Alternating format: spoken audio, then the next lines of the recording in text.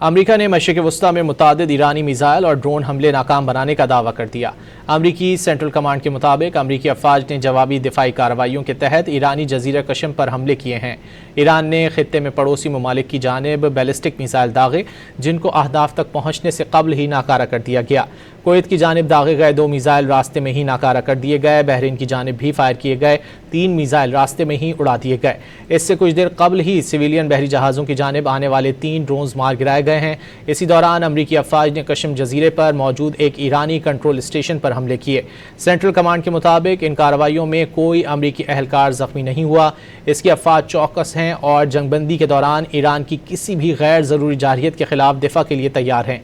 अमरीकी सेंटकॉम ने बहरीन में 5th फ्लीट हेडक्वार्टर्स और खित्ते में एक अमरीकी फ़ज़ाई अड्डे को मिसाइलों और ड्रोन से निशाना बनाने का ईरानी दावा मुस्तरद कर दिया है।